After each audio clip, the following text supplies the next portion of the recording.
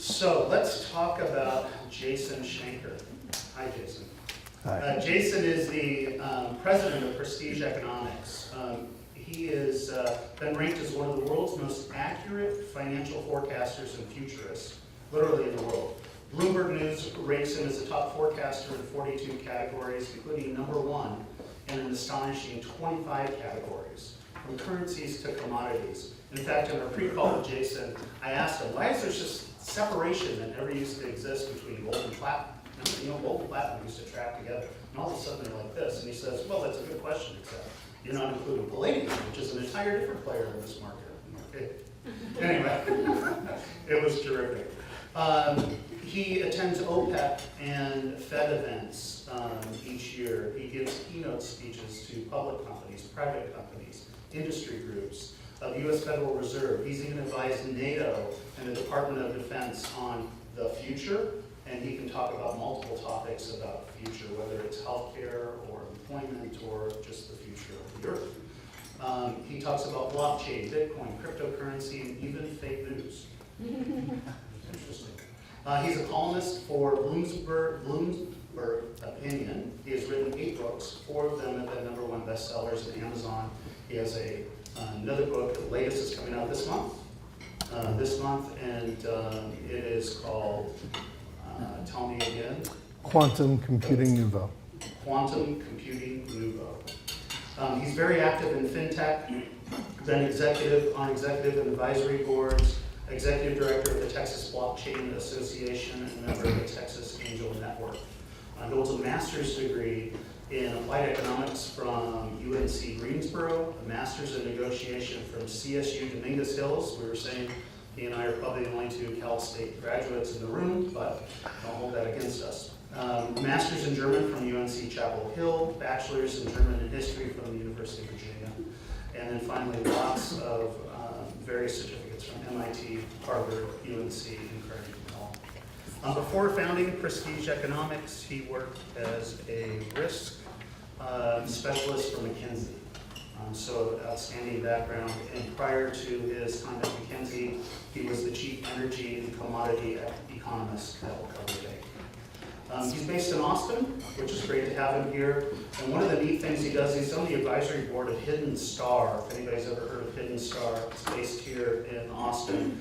And it's a nonprofit that helps low-income, minority, and disadvantaged entrepreneurs start new businesses and being successful.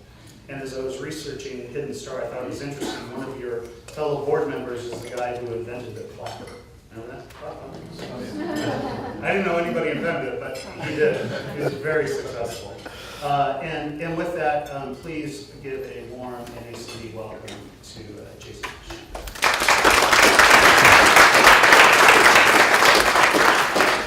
Thank you very much. It's a pleasure to be here today.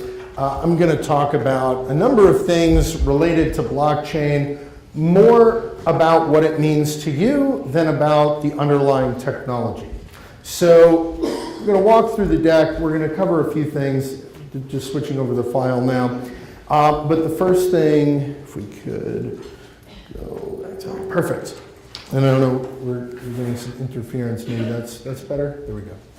So, a few things I want to talk about that, maybe I should do this without the mic. Like a really big echo.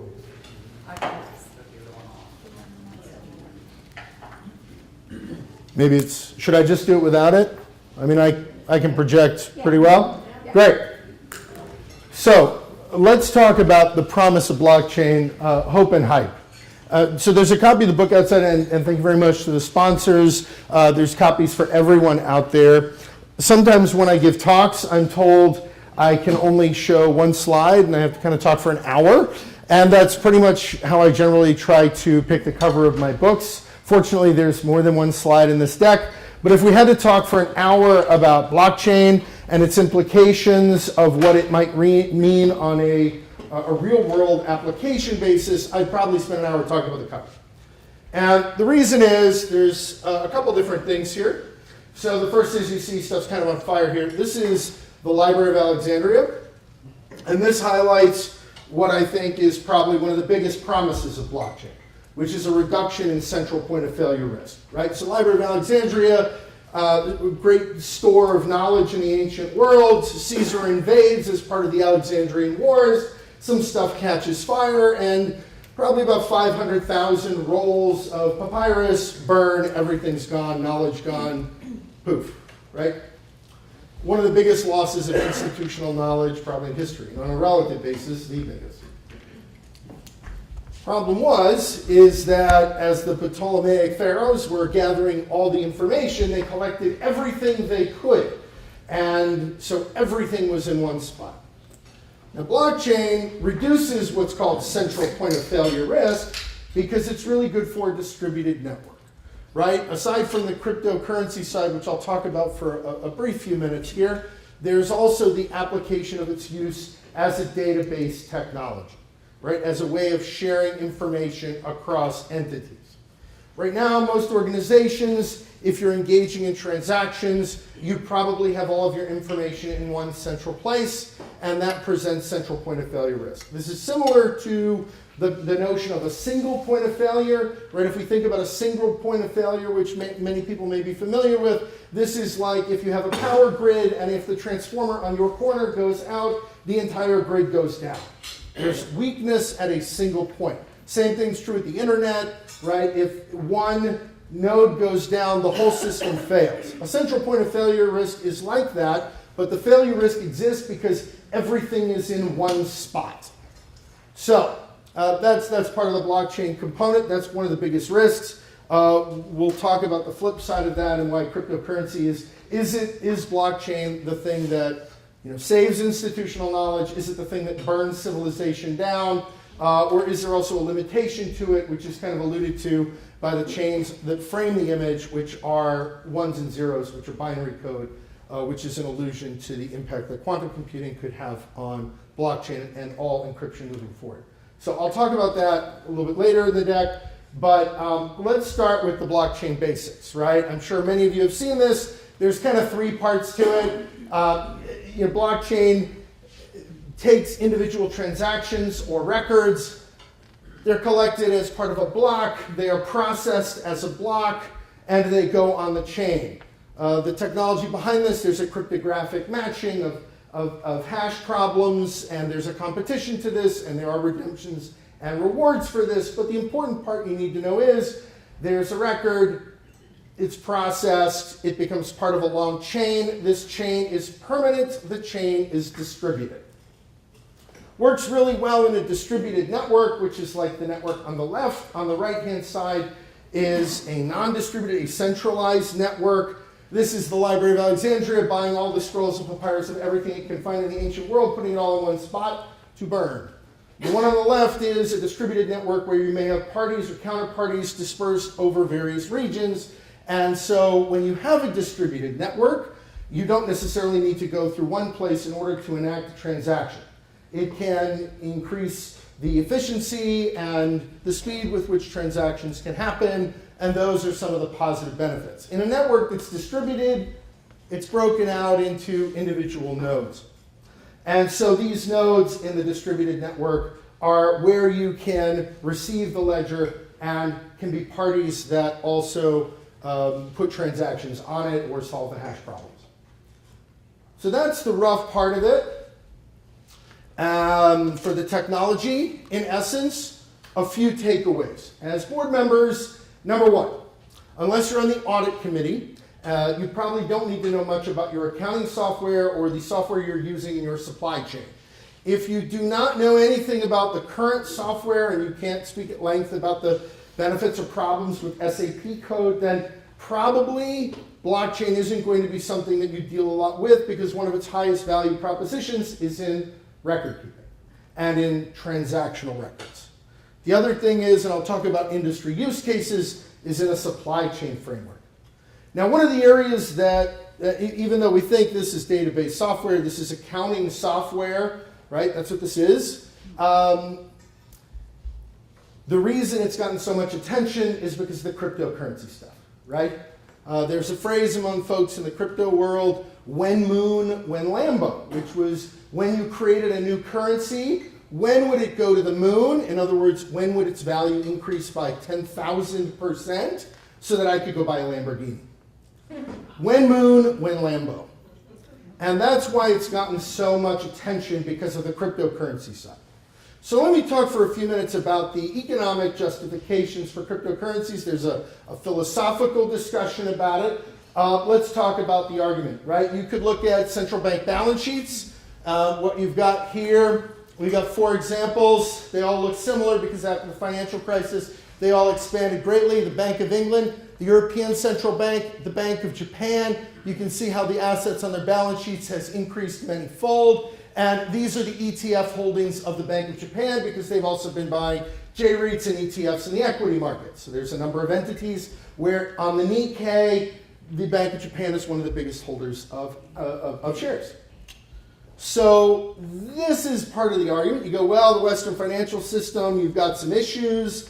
Central banks are doing this kind of stuff. They're printing money, they're buying assets. It's weird. You look at the Fed, same story. The Fed is up on the left, even though we are seeing now the reduction, the quantitative easing reduction now, the quantitative tapering, where you're seeing the reduction. It's been very minimal compared to the move from less than 100 trillion, or now we're at 4 trillion. So from 800 billion, we're now at close to 4.5 trillion for the Fed's balance sheet. And on the right, you have the national debt, which right now is around 21.2 trillion. So if you were, politically inclined and you were libertarian, you drew on Austrian economics, right? Hayek wrote a piece about token currencies back in the 70s, lauding the fact that token currencies could be much more useful and reliable than what you get from central banks, because throughout all of human history, there's always been a move to devalue currencies. And, plus ça change, plus c'est la même chose, right? It's always been, it'll always be. So you can always count on central banks to devalue their currencies. That's what we're going to see. And look at the debt situation. Of course, he was writing just as Bretton Woods, the sun was setting on that in the early 70s. But the story could be told now, and you go look at the financial crisis, look at the central bank balance sheets, look at the national debts. And we're not even talking about entitlements, right? Now, this is based on CBO data. This is from the Heritage Foundation, but it's based on all the CBO data that's out there. This is a few years old. And based on the calculations with the CBO data, if you look, 18.1% of GDP is what government revenues are. By the year 2030, that was estimated to be equal to only entitlements and interest on the debt. No military, no IRS, thank goodness no IRS, but no anything else either, right? So this is a huge problem. And by the way, this is before interest rates went up and before we've seen a continued acceleration in the debt. So this poses an issue. So is there an economic argument why it works? Well, yeah, there is. Is there a reason to be skeptical about fiat currencies? Could there be problems? I mean, stuff doesn't look great. However, there are huge problems with cryptocurrencies. Let me talk about sort of the first set of issues, and then we'll talk about the second set of issues. First set of issues is the transactions per second. So if we look at what this is a graph on the left this is transactions per second. You've got Visa, which can process 24,000 transactions a second, and Bitcoin, which can process 7. This isn't going to necessarily go up in speed because, as I mentioned, the blockchain keeps a permanent record of things. So over time, it gets bigger. Right now, it's between 125 and 150 gigabytes. Depending on your internet connection and the power of your computer, this might take you a day to download. This is a really big issue. And that's, you haven't even processed it, you just downloaded it. It's only going to get bigger because everything on the chain is permanent. As we move to the left, there's other cryptocurrencies, Ethereum, which is sort of like if we were thinking about Bitcoin and Ethereum as VHS and beta. In many ways, Bitcoin is probably the Betamax and Ethereum is VHS, in so much as they're allowing other coins to be built on their platform, and they're allowing for a permutation and proliferation of other kinds of coins that use their blockchain as the back end. But then you've got other ones that are still pretty low. Ripple is 1,500 transactions a second. Ripple is more for international cross-border payments. If you look at payments between banks and international entities, these are often very slow. That's not really a cryptocurrency as much as it is a way to increase processing of payments, often between financial institutions anyway, not necessarily between individuals. Now, one of the big arguments that folks say that Bitcoin and cryptocurrencies are all great, it's all super secret, it doesn't go, it's not in the government, and I can put my aluminum hat on and this is going to be great and I can just live on the cryptocurrencies. But the problem is, I would ask, what's the use case? And so let me give you a couple examples. So here I ask the question, is Bitcoin too bohemian for Bohemia? There's actually a picture I took this summer in Prague. I was on vacation. This is an absinthe bar. And there's a little icon here that indicates they take Bitcoin. Now, if you've been to Prague recently, what you'll know is that if you don't have change, you can't use a bathroom anywhere, right? If you don't have cash, you can't buy water, right? You still need to pay for cash for all kinds of things, but at the absinthe bar, you could use your Bitcoin. This indicates, I think, that this is still very much sort of a fad kind of thing as opposed to something that's really useful, right?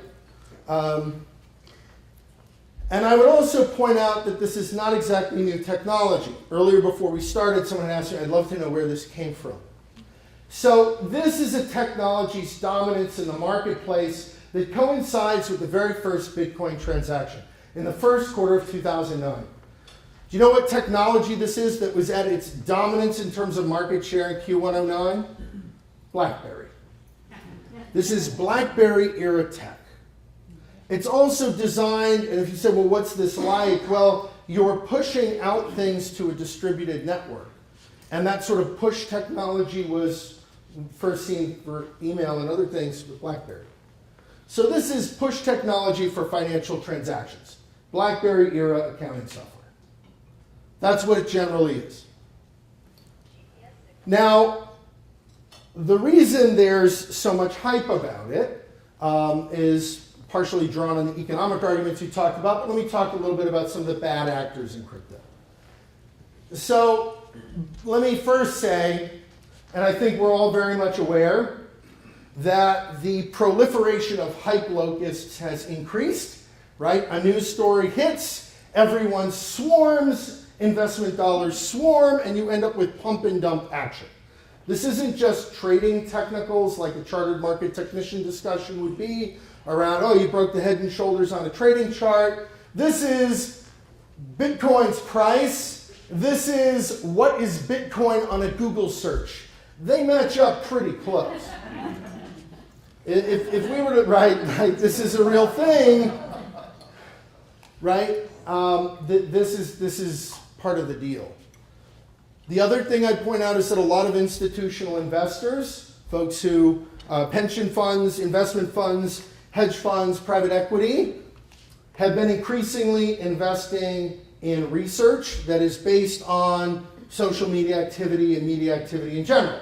So if you end up with a spiral of activity, this creates a buy signal. That buy signal also gets reinforced by trading technicals, and now you get a massive surge. Also, as there was lack of regulatory clarity, folks became quite excited at the prospect that you could raise money just on an idea. This is like crowdfunding on crack. And so this is the process. This is the established ICO roadmap. An ICO stands for an initial coin offering, like an IPO, but you're giving people digital Disney dollars, which we'll talk about in a minute, for a Disney World that hasn't been built yet. So you have an idea. It's kind of like a digital Groupon, but you have an idea. There's research. You write a white paper. You launch your ICO. When Moon, when Lambo. Right? When am I going to be able to cash this in? Now, some of these are based on real ideas and real businesses. Many of them are not. There's been a massive crackdown on regulatory in the last 12 months on this. I'm happy to say the Texas State Securities Board has been one of the most aggressive in cracking down on this.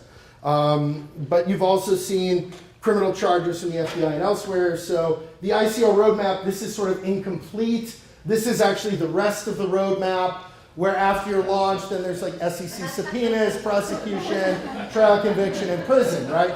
That's what the roadmap's going to look like for some folks. And it's kind of a joke, and it's kind of not. Right? So this is a real problem because you have there are some tokens that were created out of nothing that I can't say the name of in polite company. Right? If you Google any like the worst thing you're thinking, there's a token for it with a multi-million-dollar valuation. Yes. So that's just something to keep in mind. To get back to the digital Disney dollar concept, I'm sure, maybe in the 1990s and 80s, you went to Disney World and they printed these dollars, right? And you went in, you gave them a real dollar, and they'd give you a dollar with Mickey Mouse or Donald Duck or whatever. And the only place you could spend it would be Disney, right? A store, Disney World, or Disneyland, or something like this. And this is a similar concept with some of these ICOs, which were utility tokens to try to circumvent some of the regulatory questions.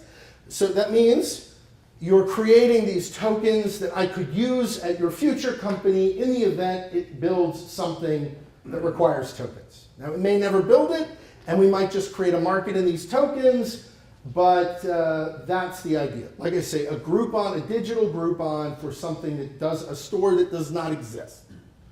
That's what this is. And it created a bubble. And this bubble also, and the number of ICOs also coincided. If I were to show you graphically, not just what is Bitcoin or the price of Bitcoin, but the number of ICOs also coincides with the price of Bitcoin. Additionally, another bad actor issue is that cryptocurrencies have been subject to significant theft. Exchanges have been hacked. Phishing's in 2017, $115 million lost from phishing. That's sort of emails that are coming after you. Exploitation of software and storage, 103 million. Hacked 7.4 million, and over 4,000 Ponzi schemes in 2017 alone. So this isn't great, and this is one of the problems around it. But that's only level one. I think most people know this is going on, right? You get the ransomware, and they want you to pay in Bitcoin, and this kind of thing can happen. But there's a second level of bad actors. And what I'm going to share with you, I first shared at the end of last year in a discussion I had with NATO and the Department of Defense, and have since had with other governmental entities. Let me kind of share how crypto folds into other problems. So, this is inbound marketing. I'm sure many of you are aware of this. This is actually a graphic from the HubSpot website, which was one of the first proponents of inbound marketing. This is the idea that you have a business and people come to you. Instead of you going outbound and selling, they come into you. And the quote here is, the best way to turn strangers into promoters is inbound marketing, right? You got strangers, you attract them, they turn into visitors, you convert them, they become leads, you close them, they become customers, and when you delight them, they become promoters, and they promote your business. It's a very good way of doing business. Inbound marketing works very well. We use it, many other entities use it, the companies that you probably work with do as well. Rather than picking up a call and selling, you put out content marketing. This is inbound marketing strategy. You've got podcasts, videos, books, whatever, social media, and all of that drives traffic to you, which creates business for you. And the goal is you are everywhere. Now, part of this process can be fostered by using something called a click funnel, where you intentionally put people through a process. You turn them from the strangers to visitors to leads to customers to promoters. You make a little money as customers, you make more with promoters. ClickFunnels strategies can include, and this is actually a screen capture from the ClickFunnels website, there's an actual company called this, things that include ethical bribes, squeeze pages, you pull people in and you push them to purchase. Highly effective method of marketing. The point is you bombard them and squeeze through the process with different kinds of content, and the goal is you are everywhere. And it's a probability squeeze, so you don't care how many people you lose along the way. All you care about are the number of promoters you get at the end. Now the customers are good too, but you really want promoters. And you don't care. If you attract 100 strangers, that turns into 50 visitors, 20 leads, 5 customers, 2 promoters. You figure out that math, and then you dial up the dollars you're investing in the different channels that you're using to attract customers. This is how business works on an inbound strategy, and I'll get to how this is tied to crypto very shortly. This works really well, consulting, book sales, businesses, all kinds of things. And the question I ask is, what does the click funnel for a terrorist organization look like? Because, if we recall, right, this is the way you turn strangers into promoters, right? And there's two ways you pull people into funnels. And one way is you have money, and the other way is you have an easy button that you push that allows to accelerate social network activity. And the only solution is you have to disrupt or hack a terrorist click funnel. Now, I realize this isn't what you'd normally think of because we started with such a nice thought of the inbound marketing where you turn strangers into promoters. But if you don't disrupt that kind of funnel, right, again, this is the best way to turn strangers into promoters. You don't care how many you lose along the way. All you want are people to come out the bottom of the funnel. The reason this is really important and ties into concepts around fake news is because it's sometimes tough to spot things like clickbait. These are actually screen captures from CNN from last fall. Fabio's turning 30. Don't you want to know what he looks like today? Right? You won't recognize the kid from The Sixth Sense. Very tough to tell what's actually an ad and what's not. And the problem is this leads to a democratization of media and the inability to determine what's real and what's fake.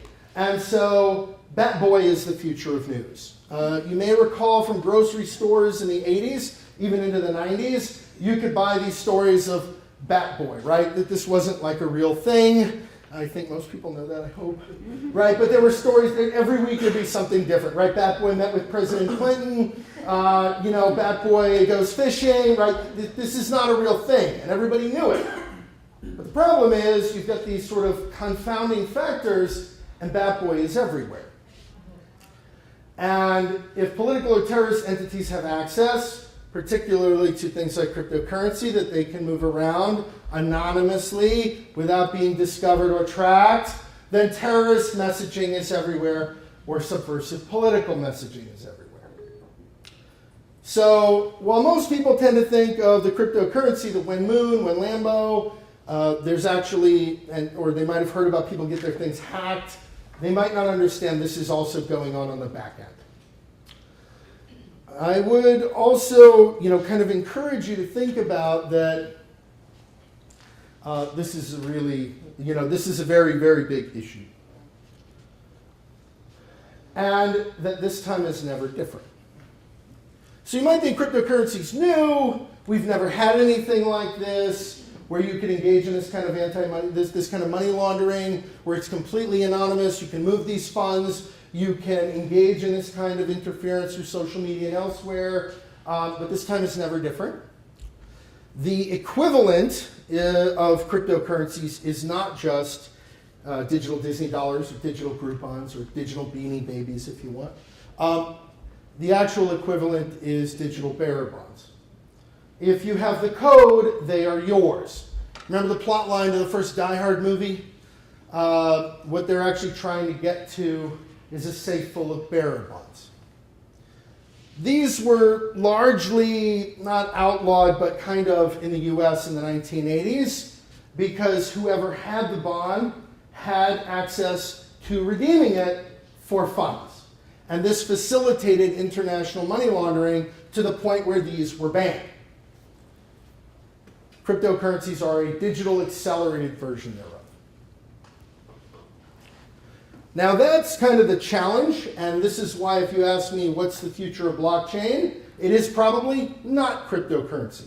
And the reason is, if we've killed it before, we'll kill it again. And there are a lot of entities that are very concerned about its use. The last thing I'd say on this topic is that there's also talk around the campfire that potentially the Bitcoin bubble and the cryptocurrency stuff may just be one giant psyops against Western financial institutions. In other words, it is a psychological operation, a bubble funded by certain dollars to make people believe those initial libertarian arguments that, well, there's some problems with financial institutions. Here's this bubble. Clearly, we can't trust the Fed or the government or money, and it's all garbage. You can't buy that kind of skepticism, or perhaps you can. Now, The real use case for blockchain technology isn't the Bitcoin or the cryptocurrency technology. The real use case is in industry as accounting software. So let me discuss a few industry use cases of where this could be valuable. This is some original research from the Futurist Institute, and don't worry about the graphics. They're all in the book that's on the way up. But a few things mapped out, half a dozen different industries here: agricultural, financial services, transport and logistics, government, healthcare, and property. Where we see the biggest opportunity, where we're already beginning to see blockchain used, is in areas like agriculture and financial services. Let me jump to agriculture first, because this is being used in kind of a high volume situation already. And this makes sense, right? Companies like Walmart and others are now beginning to track where the vegetables are. And this makes sense because, honestly, I know where every bag of dog biscuits I ordered online is as it's in transit. How does no one know where my salad came from? Right? And so from an E. coli risk standpoint, from a food waste standpoint, there's all kinds of reasons to be engaging in food safety and agricultural supply chain monitoring, right? What blockchain does is allows for a permanent record of transactions. What it does not do is guarantee that anyone participating in the transaction is behaving in an ethical fashion. What it does allow you to do, though, because you have a permanent record, is to go back in time and figure out if something went wrong, where it may have gone wrong. But again, it doesn't guarantee everyone in the process is doing what they say they're going to. Financial services, trade finance, B2B payments, these are probably pretty likely. Transaction monitoring and tracking and review, audit uses, P2P lending, these are high value uses. ICOs are still here. These are considered sort of 2x2 matrix, high potential to implement, high potential to impact, low potential to impact, low potential to implement. So if we look across financial services, we do see these high value use cases. ICOs are eventually probably going to shift down over to here as they come under further pressure. Both the BIS, the Bank of International Settlements, as well as the IMF, have issued very strong concerns about cryptocurrencies and ICOs in general. Agriculture is high up on the right. Transport and logistics is probably the biggest area. So if you're in a business that's somehow tied to supply chain, this could be a better way to keep track of records, of shipments, bills of lading, anything that keeps track more efficiently. Could also reduce what economists call transactional friction in supply chain. In many cases, this might be sort of legal, paperwork, trade, any kind of processing of paperwork could potentially be reduced through using blockchain technology for an automated set of processing. Now, if you are not in the audit or accounting function, or you are not in supply chain, the use cases go down. Let me explain why. So let's talk about property first of all. Everybody talks about how we're going to buy and sell houses on blockchain, real estate's on blockchain.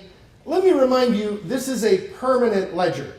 You know where most people are most of you probably, when you bought your homes, you did the entire paperwork process for your home was probably at a title agency. The reason is because the paperwork is distributed and titles aren't always clean, which is why you probably also bought title insurance, which is why a property blockchain is much less likely. So this is a problem. You could have a land registry. That could be something, but that's the first and required step to engage in any transactions about property on a blockchain, because it's permanent and you can't unwind the trade. This also is something to consider when it's different if you have companies moving large cargoes of dry bulk or auto parts or something else, and they're doing regular shipments, transactions all the time. Buying and selling property is a very high value activity, especially proportional to people's net worth, and it's a very infrequent transaction, and the paperwork is scattered. So before you can get to any of that, you really need to start registering where the property is before you can do anything at all. The other thing that's kind of a low to mid potential thing is leasing. Sure, you could have blockchain leases, but maybe using DocuSign is good enough. It's not necessarily going to give you any benefit to put it on a blockchain. You don't have to use the more complicated solution that has bloat, can't be amended, it's permanent. You don't always need a blockchain to solve the problem you're trying to solve. You can, but, look, in my business, I do forecasting. Excel doesn't do it for me. And I analyze different kinds of statistical software packages when I was making the decision. I looked at SAS, I looked at Stata, I looked at MATLAB, and SAS and Stata were kind of the two that I came down to. SAS is 10 times more powerful than Stata. It's also 10 times more expensive. And Stata was much more powerful than even I would need for the analysis that I generally do. So why would I go with the more expensive, more intense, more powerful option that I don't need at all? And that's important to also think about blockchain. Because people are still caught up, the hype locusts are still swarming about the when Moon, when Lambo, 10,000% returns, this is going to be everywhere. And there's a lot of lip service paid to it. But the truth is, in many use cases, it doesn't make sense. You're not going to have specialized programming or costs, and if you can never unwind it, it becomes a really big problem. Another area where we see overstating, now in government use, there's some areas where it's going to be probably quite valuable. Government procurement, government spending, tax payments, government audits, that's very good. You want to have better records, you want permanent records, you want to know how money is going in and out. This is going to be very helpful for a yellow book audit. Perfect, wonderful. You know what you're not going to have? Voting or an identity registry. Aside from sort of the legal or constitutional or privacy issues involved, let's play a Kafkaesque game. Let's imagine that instead of the national identity registry we already have, which is Social Security, let's say we put everybody on a blockchain. And let's say someone fat fingers a number and says, I'm dead. 51% of the folks in the network click a button and say, I'm dead. I have now suffered death by blockchain. It's a permanent ledger. I wake up tomorrow, my phone doesn't work, my property's been transferred, my bank accounts are drained, my credit cards are all canceled. I don't exist. And it's digital. It's not like there's anyone I can call or any kind of process. It's permanent. They can't create a new transaction, a new record on another chain that says I'm now a baby and I'm born again into the system. I'm dead. It's done. It doesn't make any sense. You already have Social Security. The record keeping already works. It's done. And by the way, if you're accidentally declared dead, that's already complicated enough.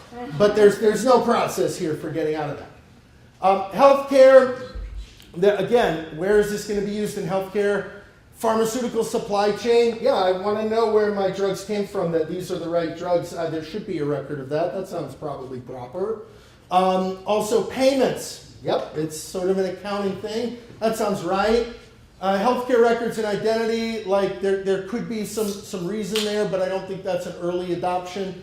But things like clinical trials, probably not, right? You're looking at a small number of people in a clinical trial, data shared between a few number of people. You can probably keep that in an Excel spreadsheet and it will be sufficient. You don't need the clinical trial data locked in a blockchain. Doesn't make sense. And by the way, along those lines, I would highlight one other risk that most people don't think of. And it was actually, I did the NHC, the cybersecurity certificate, which I thought was great. And one of the big takeaways that I took from it was the concept of attack surface, right? So let's discuss this for a second. When you have a central data, you have a central point where all the data is kept, all decisions are made, all financial transactions happen. If the data gets out there, you know it probably came from a handful of computers or a certain number of limited people who have access in a certain room, right? Those are the finance guys, the finance data lake, did somebody in there. What happens when all the data is now distributed across the entire network? Well, now your attack surface from a cybersecurity standpoint has greatly increased. There's a lot more places you could attack, there's a lot more places data could leak, and it could be a much bigger problem to track down where the issue came from. So that's also a trade-off, not just the bloat or the cost to process or the energy consumption, which for Bitcoin already exceeds, I think, the the annual energy consumption of the entire country of Switzerland. But you've got other problems.